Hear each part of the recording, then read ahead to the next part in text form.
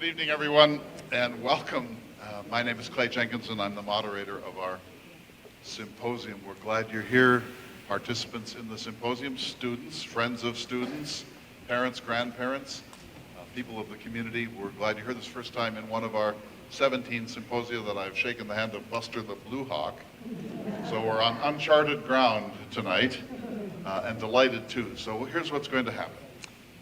We're going to show you an exhibition of 3 sporting events of the era of Theodore Roosevelt. And we've been exploring yesterday evening and today what sport meant to Theodore Roosevelt in his own time, 1858 to 1919, how sport has evolved, why sport, for example, basketball emerged at the end of the 19th century, how it's changed over time, and so on. So we wanted to show you a little bit about what it looked like then, to give you a sense of how dramatically things have changed, particularly in the sport of basketball. So I'm going to ask my friend Ryan Swanson to come on up. Ryan is one of our presenters. He's from the University of New Mexico. He is the author of a really extraordinary book on Theodore Roosevelt called The Strenuous Life, which was a famous phrase and speech that Roosevelt gave in 1899. And if anyone was ever an advocate of vigor and strenuosity and taking physical risks and engaging even in a bit of physical violence, it was Theodore Roosevelt. So to begin, we want to have Brent Rogers and the Blue Hawk Singers come up, and they're going to behave like a glee club because no sporting event could start in Roosevelt's era without a glee club. So Brent, bring them on up and let's hear what will be the first of 2 songs, and at the end of the evening we'll have a farewell song. Tell us a little bit about what we're going to see. All right, so as the singers are making their way up, I thought I'd give you a little bit of background. First of all, you may be wondering what on earth is a glee club. Glee clubs actually originated in England in the 1750s. And they were called glee clubs because there was this song for choirs that was called a glee. So they were a club that would get together to sing glees. It became less of a thing in England around the 1850s, which is about the time that it started to become really popular here in the United States. And in the United States, well, in England, they were typically community groups, but in the United States, they were typically college groups. And in fact, there are something like 30 to 35 glee clubs that are still active today that started up in the 1850s and the decades that followed. They were primarily men's ensembles, although there were some mixed ensembles as well, but primarily glee clubs. And the oldest, the Harvard Glee Club, is still a strictly tenor-based ensemble. There are no sopranos and altos in that ensemble. So that's where the glee club comes from historically. So we are a sort of modern glee club, although that's not really our name. This is the Blue Hawk Singers, which is the audition choir here at DSU. We're going to sing for you first a song from the period. A lot of what you're going to see tonight is comparing what things were like back then to what things are like now. So we're going to start off with a song that was written in 1910. It's called The School Where Lincoln Went. This is one, when I first was asked to prepare a glee club for this event, I thought, well, I got to do something that's from that period and maybe something that a glee club would have sung. So I started searching through the archives in the Theodore Roosevelt Center, and one of the collections that they have is the Danny O. Crew Theodore Roosevelt Sheet Music Collection. And I found this song in there, and as you'll hear as we sing this to you, it's a song that's very appropriate for this symposium this weekend. I have to admit that I have tweaked it a little bit. There are a few changes that I've made that make it work a little bit better, because it was originally just a solo song. I have a feeling it's the kind of song that people would sing together, maybe with a drink or 2 in their hands. But I've added some parts so that it's a little bit more like what maybe a glee club would have sung in those days. The composer of this song is named Will Hardy, and if you know anything about the composer, not the basketball coach, the composer, Will Hardy, if you know anything about him, I'd be curious to know, because I've not been able to find any information about a composer named Will Hardy. There are 2 other songs by him in the Theodore Roosevelt Center archives, but I can't find any information on him. The last thing I'll say, and then we'll sing for you, this is a song. I don't want to give it away. I want you to listen. I want you to get the message as we sing through it. But listen carefully at the end, because there's a little tweak that you might notice that we're having a little bit of fun with.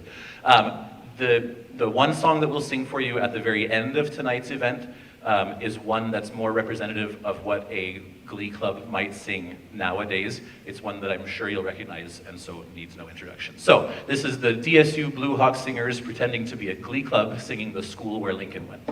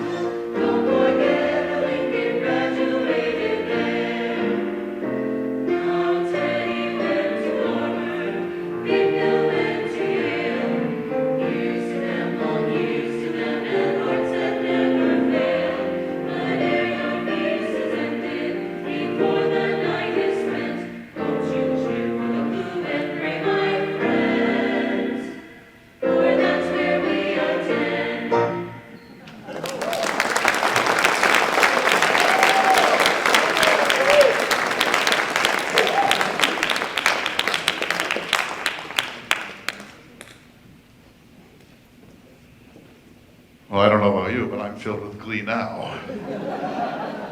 So Ryan Swanson, you're a sports historian. Yes, sir. That's your field, and you have a special interest in our man Theodore Roosevelt, and have published this remarkable book on that, The Strenuous Life. We're going to be seeing a wrestling exhibition next, so the wrestlers should come on up. But tell us a little bit about some background that will help us understand. Sure. Hello, everyone. If I haven't met you, I'm Ryan Swanson. I'm a sports historian. As I told my grandmother before she passed away, that is a real thing.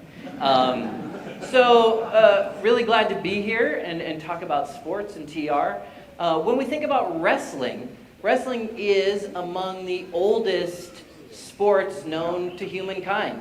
It's been around a long time. It was part of the ancient Olympic Games. Oh, I can see what you're looking at here. Okay. Actually, when it was first contested in the ancient Olympic Games, they would have been wearing even less than they're wearing right now. Indeed, it was done in the nude in the original ancient games. So we're not doing that tonight. But wrestling carried on from those ancient games and then was included with the modern Olympic Games beginning in 1896. And when Theodore Roosevelt was president in 1904 and they had an Olympic Games here in the United States, wrestling was a big part of that. And the idea that was often talked about with wrestling, and we'll turn it over to you here soon, is the idea of strength, endurance, tactical ability. And so it's kind of bringing together this, those skills to see who comes out on top. And so, gentlemen. So, and Roosevelt himself was a wrestler. That's correct. Thank you. Roosevelt, as a young man, wrestles as he's trying to kind of gain his strength in his teen years. And he continues wrestling really through into his 50s. And so he would invite people to the White House to grapple and wrestle. Very interested in the rules. He tried many different kinds of wrestling, and so was absolutely a participant in wrestling. So just one more question, Ryan. This seems a little risque. Would women have been allowed? Absolutely not. So please, ladies. Wrestling is among the sports, and there's a pretty strong tradition in sports generally that genders were segregated when competing, whether it's wrestling or basketball, as we'll talk about in a bit. As So we shall see. this, and I would say wrestling in the modern games was often, or during the time of, say, the 20th century, was viewed very much as for the participants, not for the fans. So unfortunately, guys, wrestling has never been a huge spectator sport in modern America. Maybe still, but that's kind of its background. Thanks so much. So Justin Schlecht, you're the coach. Give us a little sense of what we're about to see. Yeah, first I'll introduce, so the two bare-chested in our research this is Con Spielman and Kyle Anderson, two of our seniors, both TR-HLP gentlemen, and then we have the other two representing kind of the modern time frame of wrestling would be Dylan Marlowe and Jack Simons. One of the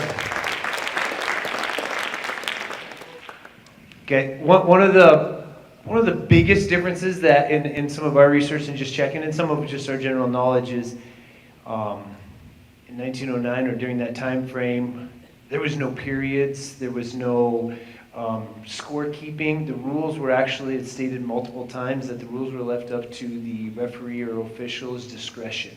He would make any final decisions if he was like, yeah, that eye gouge is not okay.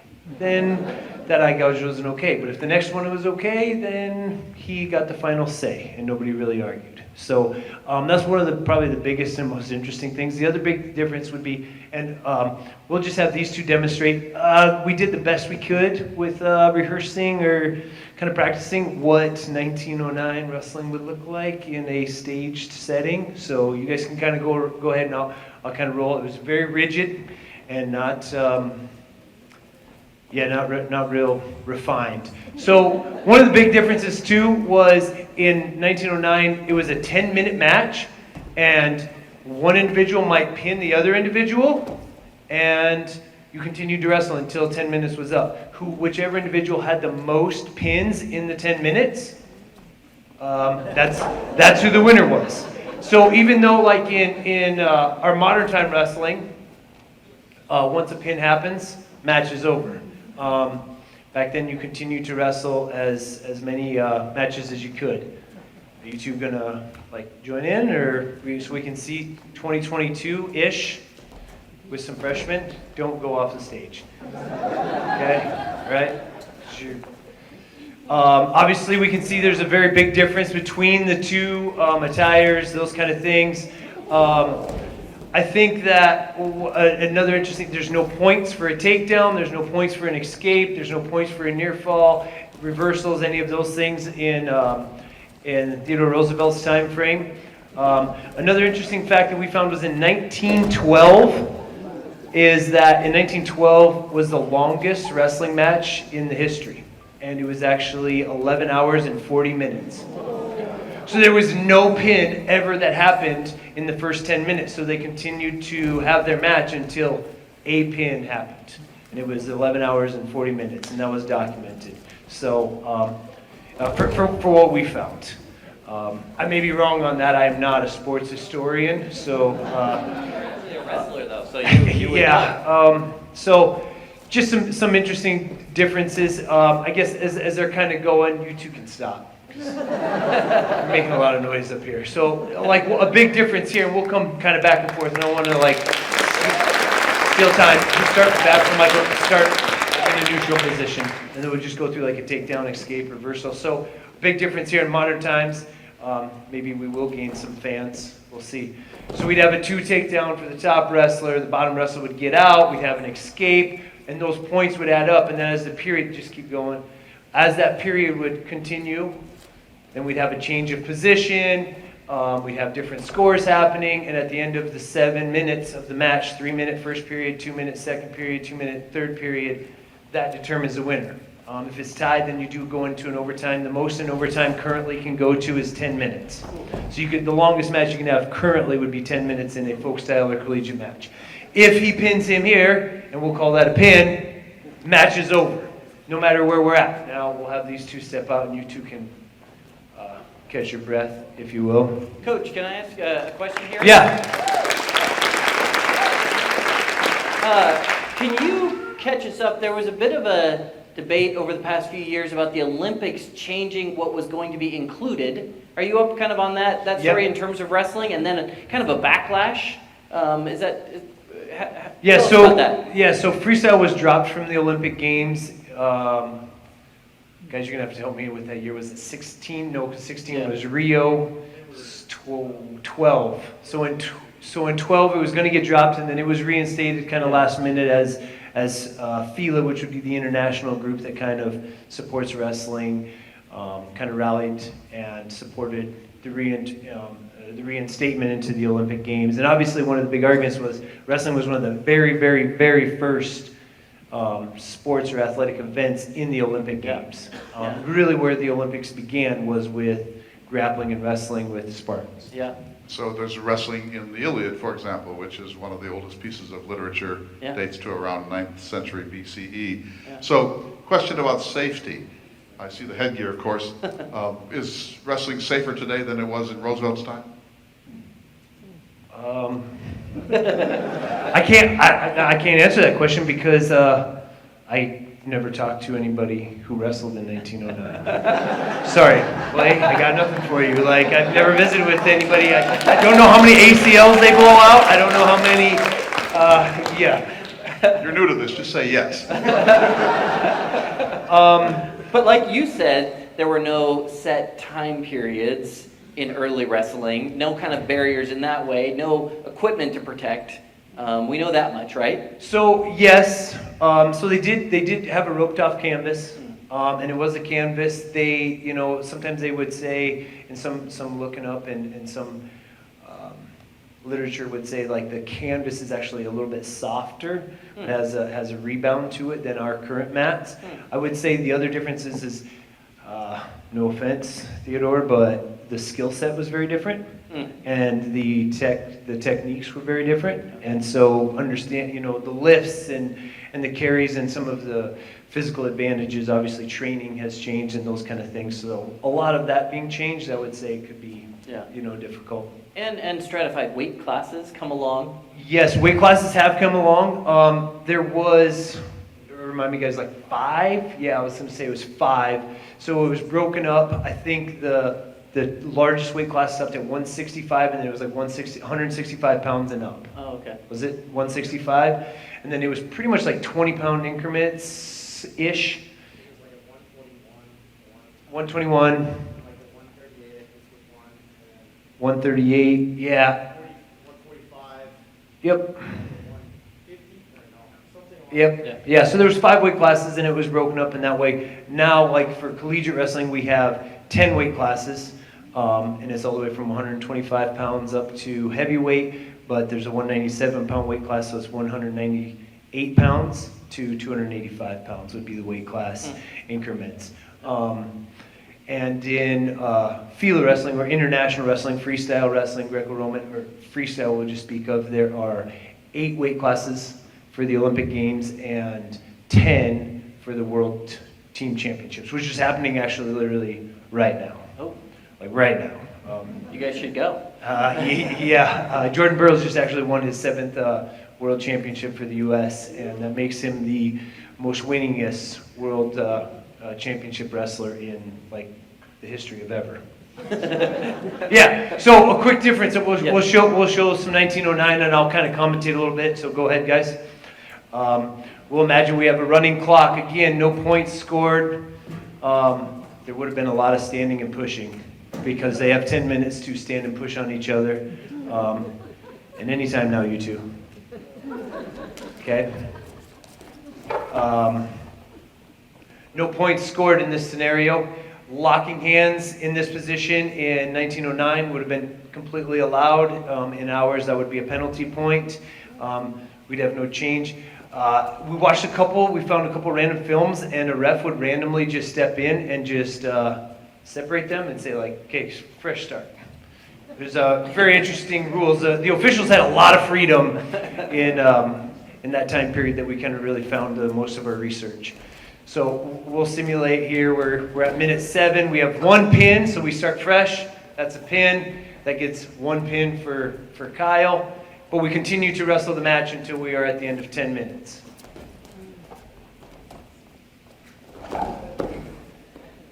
We can hurry up and demo this next pin, you two. And we have another pin by Khan. Now we are tied. Woo! Nobody expected that, right? But we continue to wrestle, and if it's 1912, we could wrestle for 11 hours and 40 minutes or until the tie is broken or until we are finished. So I guess if we have any other questions or any comments from Clay or anybody else? Are there penalties and can you be disqualified? In this time frame, the big rule is whatever the ref decides. So yes, you're out and you win. Good job. Like that's the rule book. So was it 1922 or 2024? Was it when the first rule book? 27. First rule book for wrestling was like written. Okay. Yeah. Tell us again the names of our 4 participants. Jack Simonson, Dylan Marlowe, Kyle Anderson, and Con Steelman. Justin Schlecht and the DSU wrestling team, thank you. Roll up your mats. All right, I'm just going to take a minute so you ladies can calm down just a little. Look.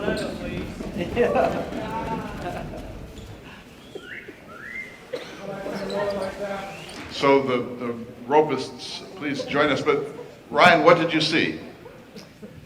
Yeah, I saw a really physically fatiguing sport, right? A lot of strategy, which I'm sure us novices didn't pick up. But as Coach said, the rules were, especially during Roosevelt's time, really up for discussion. And so I don't think wrestling is that different than many early sports at the turn of the 20th century, when one thing you always had to do was figure out which set of rules are we playing by. And so I think you kind of see that with this wrestling exhibition here. So that's the first of our 3. So now roping, and we have with us 3 ropists, Gavin Leppert, Clay Schmaltz, and Hannah Labrie. So Gavin, and by the way, Gavin's from Edgeley, Clay is from Bowman, and Hannah is from Ekalaka, one of the great places on the Great Plains. So Gavin, tell us what we're about to see here. We're going to put on a little bit of a roping demonstration, I guess. The history of roping is supposed to say all started from ranching. A lot of places, especially in Roosevelt's time, he was really big in the ranching industry and influenced North Dakota quite a bit. There's a lot of history of his ranching and everything out in the Badlands, south of Medora. So the roping comes into play in ranching. Back in the day, they didn't have a lot of facilities. You're on an open range, and if you had something sick or something you had to do to it, doctor them, you had to rope them, and then eventually that turned into cowboys getting bored and making a competition of it, and that's where team roping and calf roping comes from. Go to a rodeo, you're going to see 3 different roping events. You're going to see the team roping, the breakaway roping, and the calf roping. And the breakaway roping and the calf roping go hand in hand. Breakaway is more for women in the senior event, and that's what Hannah just did, right? That's Hannah Labrie. She just demonstrated breakaway roping to an extent. If you see on the end of her rope, she's got like a ribbon or something on it, and you tie like a thin piece of string and it breaks away from the horn. But in the men's calf roping, they would have it tied off to their saddle horn, and they would get off and then tie that calf down. So yeah.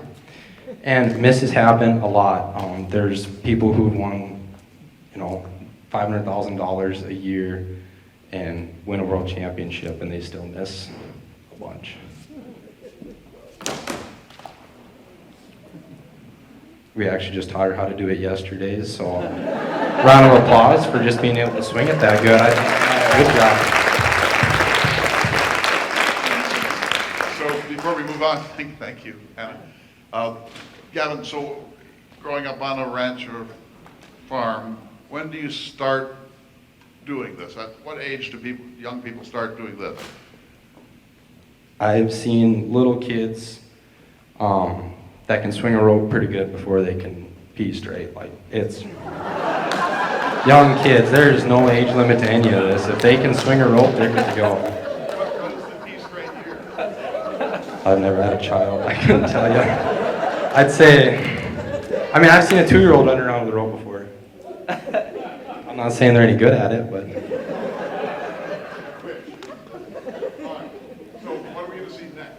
All right, so next we got Clay Schmalz. He's actually on the DSU rodeo team here, and he is a header. This is the team roping event. And so you got 2 people. You got a header and a heeler. Header needs to have a legal head catch, which is either around the horns or neck them. And we'll see what he does here. See, that's what you want, yes, a good head catch. And then a heeler would come in, and their goal is to catch 2 feet. I'm actually not a roper.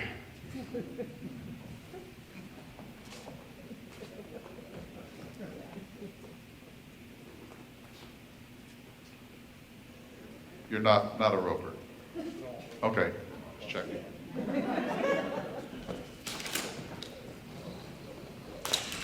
Hey, how about that?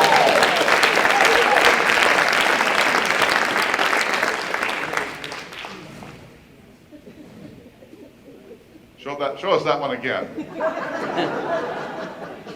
Fluke.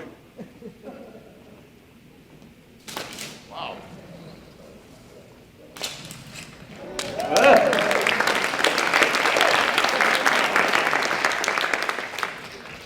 Don't you have to go then and do that triple thing and tie it?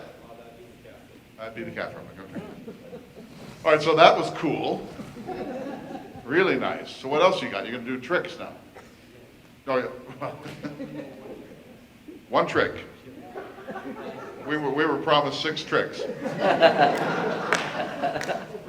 Show us some tricks.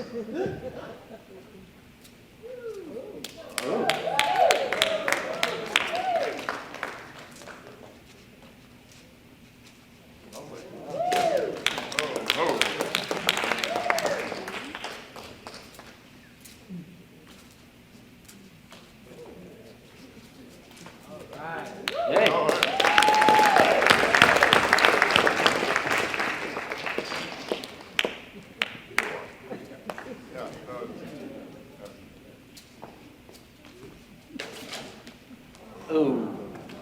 Got away.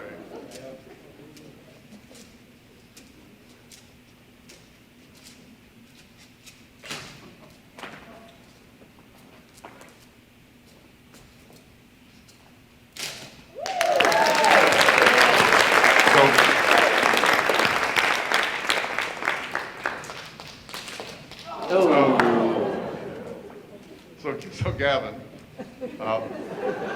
let me ask you this. So, as I understand it, so this roping is, of course, part of the work. You have a sick calf, or you have to separate something and get it branding. So, but there's a lot of leisure time, and so then people are messing around with ropes and they learn tricks. Isn't that how it works? Yeah, pretty much.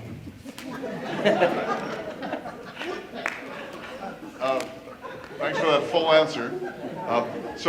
But I mean, there are 8 or 9 different tricks that some people can do, and Will Rogers was a famous trick ropist, and you've probably seen some at rodeos, and it's some pretty amazing art, isn't it? Yeah, there's a lot of different tricks. You got like what he's doing, the butterfly. You do the wedding ring, which is where it's. I mean, I can kind of do that, but I'd probably mess it up 3 times before I got it right. Oh my God. All right, we got time. Just give it a shot, We're a very forgiving audience. Aren't these guys great? This is so cool,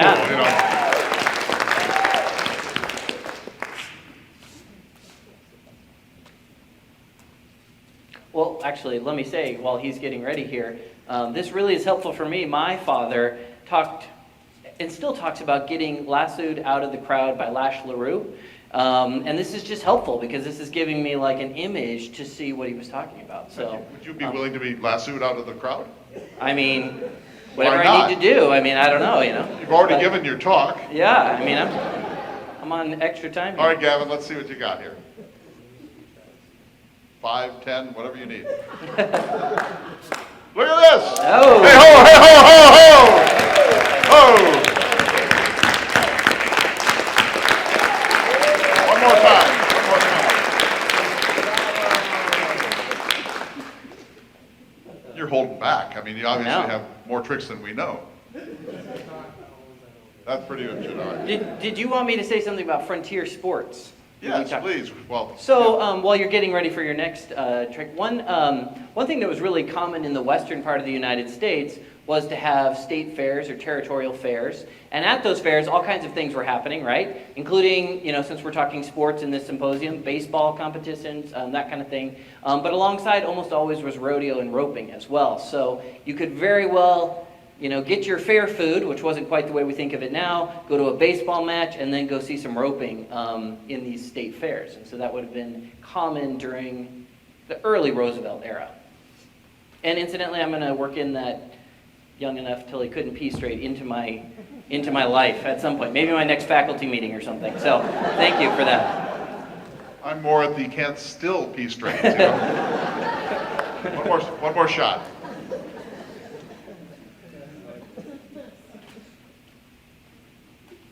All right. Oh, you can't be nervous. There we go. Hey. Hey ho, hey ho. There we go. All right. Hannah, come on out. Come on back. So I want to ask you each a question. So you are from Bowman, and we have a rodeo program here. And what's your plan after you graduate? Start my own business in pro rodeo. You're going to be a pro rodeo. Yep. Yeah. Yep. What country, what area? Team roping. You do that all the time. Yep. How long you been at it? I started using a rope when I was 4 and started roping off of a horse when I was 8. You grew up on a ranch near Bowman. Yep. And you're Ekalaka. Now, Roosevelt went to Ekalaka and he loved it. So what happens after you graduate? I'll probably go home to the ranch and use these skills there. Be a rancher.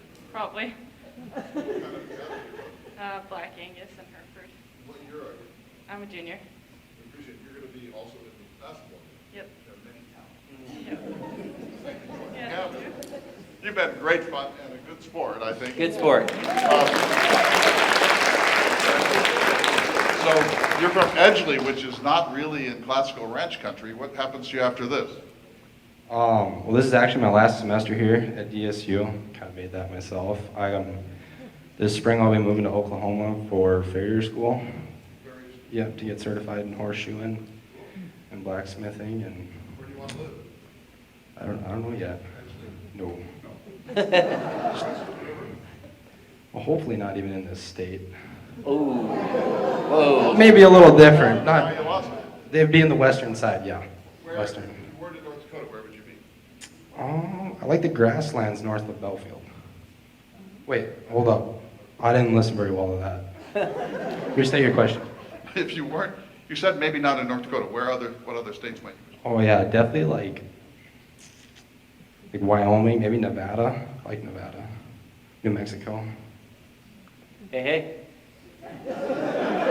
From New Mexico. Round of applause for our great ropists. Thank you, guys. You're fantastic.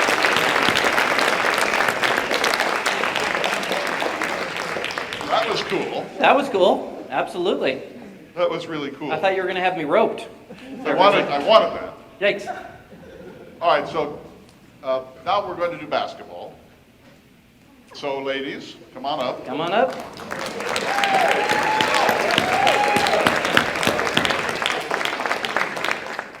So Clay and I are wearing what we thought referees might look like.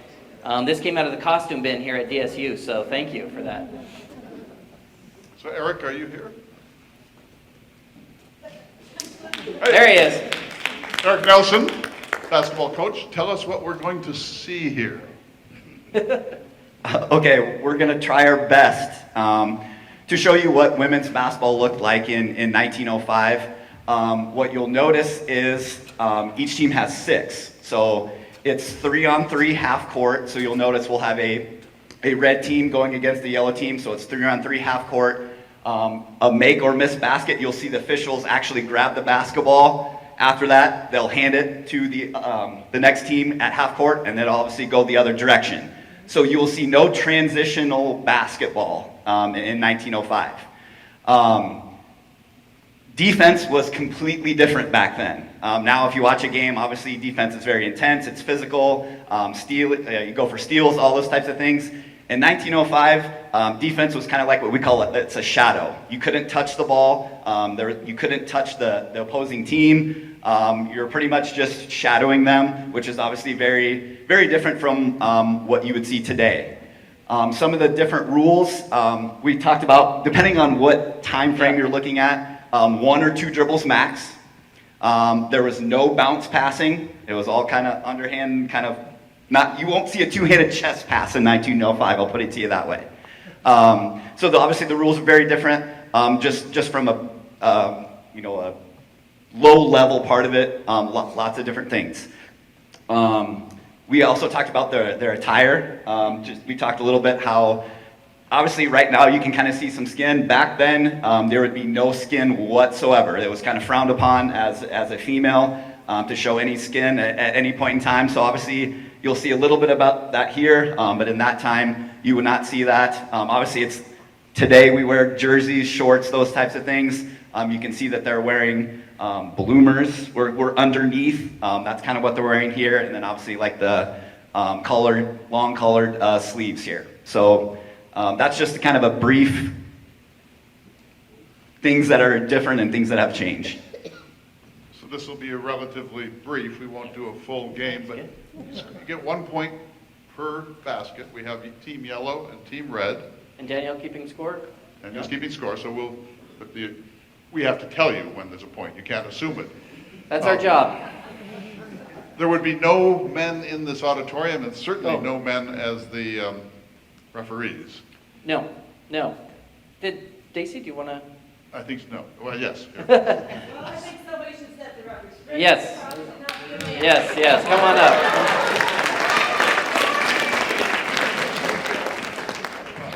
Oh. Good evening, everyone. So the only people who should really be up here on this stage besides the basketball players are me and Danielle. Because in Theodore Roosevelt's era, when women began to play basketball in elite women's colleges on the East Coast, women's sports were for women only. They were played before women, they were played by women, they were coached by women, there were no men allowed. So while it is true that you're seeing skin here, I hope you're not too shocked. In Roosevelt's era, they would have on black tights, and they were cotton, and there was no elastic then, so they'd have been held up by garters underneath the bloomers, which wouldn't look like this because these are scandalous bloomers, because you can see their shapes. And in Roosevelt's era, the bloomers would have been poofed out much more, so that when they stood there, you would have looked like they were sort of like in a big, sort of shorter skirt.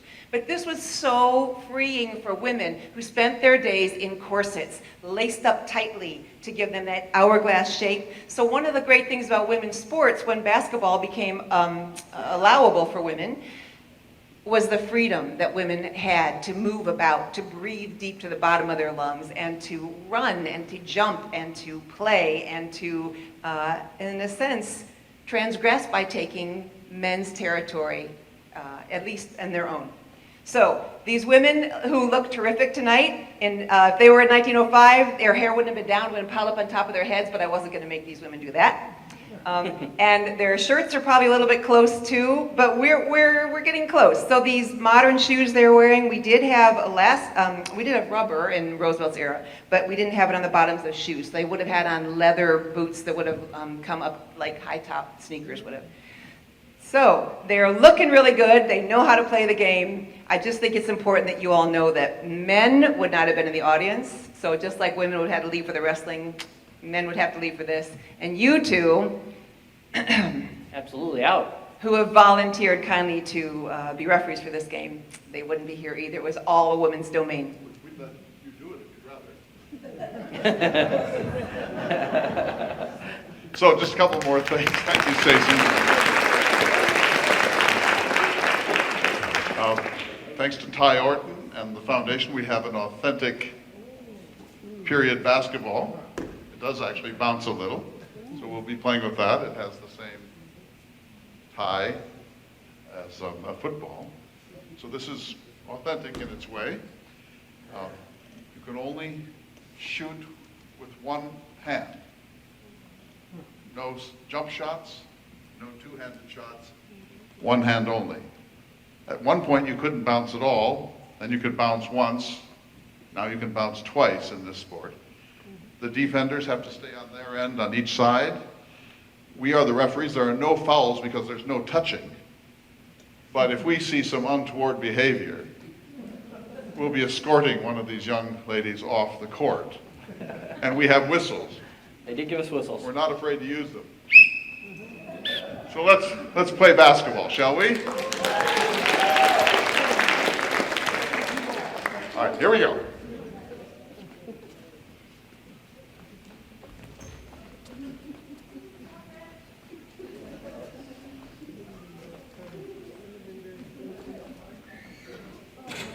Oh, okay.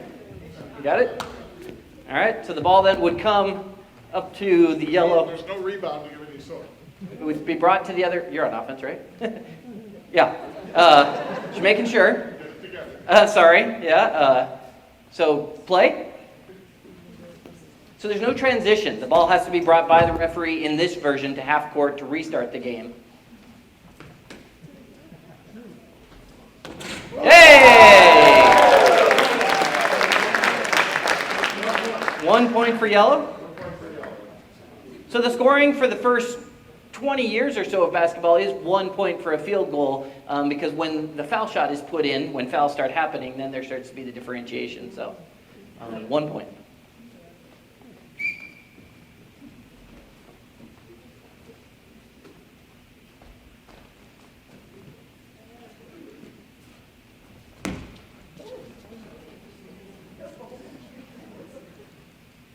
Ooh.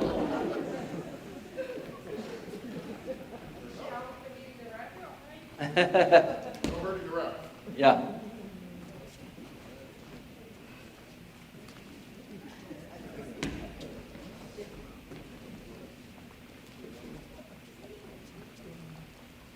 Oh. 1 point. Yeah. So I looked back at some box scores the other night, if you will. And common score 7-5, 9-3. So relatively difficult to score in some of the early games. And a box score would be, that's the wrong term, but some scores I found. Ooh, skip it. It's all right, we'll say it went out of bounds, so it goes back to the other team. See why there was no TV contract.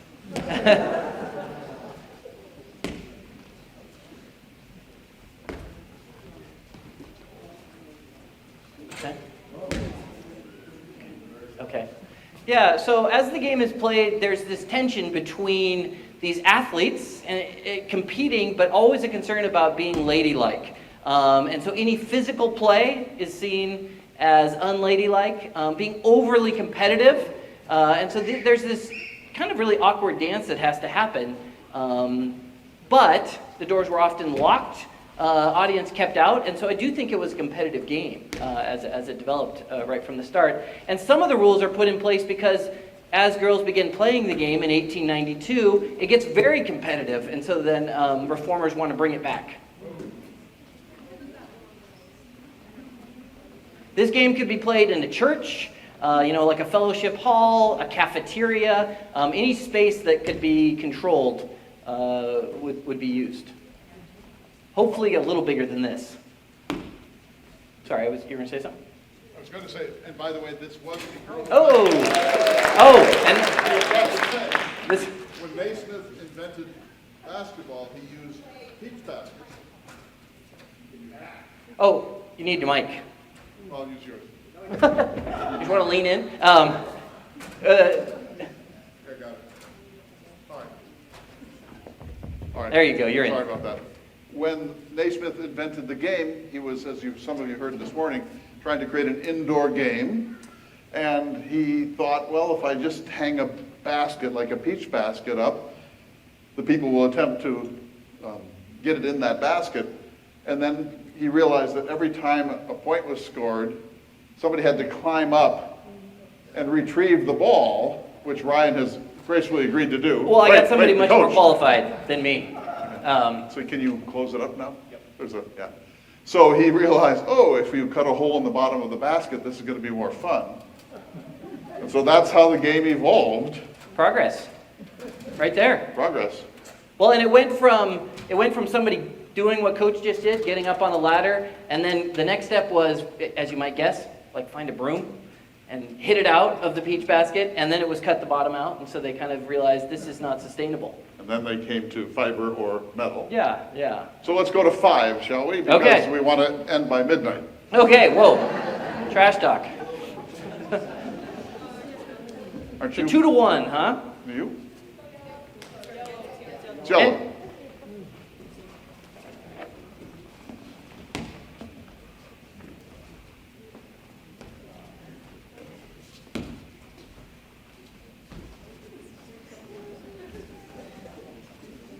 Oh. Oh. Hey, well done.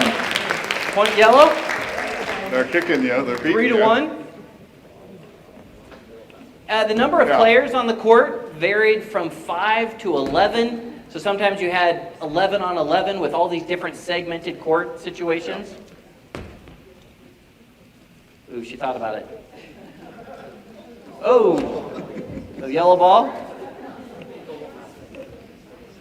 So yeah, you can play Penalty? at full-ish Yeah, let's pace go to for this penalty. size.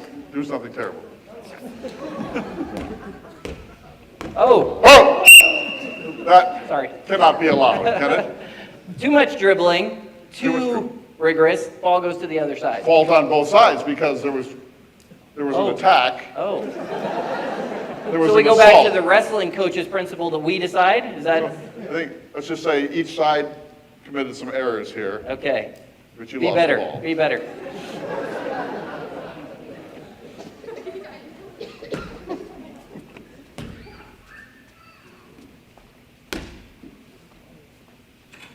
Hey-ho! Point red. All right, let's see some action. Jump balls at center court were a way the basketball moves, so after a basket, you would see that sometimes as well. So we're playing kind of one version of an early game. Ooh, Oh, that was close. yellow could rebound its own miss and continue playing just as a. Notice that the referee cannot just throw it. It has to hand it to the young lady.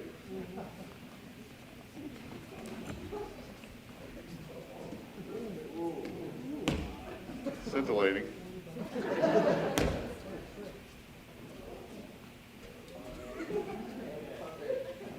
No shot clock, needless to say.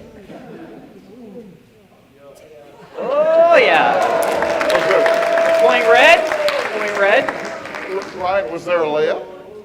Yeah, well, backboards were not a given. Right. So early on in the game, it was just the hoop itself. Then there was much discussion among rule makers about if a backboard was fair, how that should be. So a layup comes along when backboards are for sure. So it's, what, 3-3? 3-3, it's a nail biter. My nails have been growing.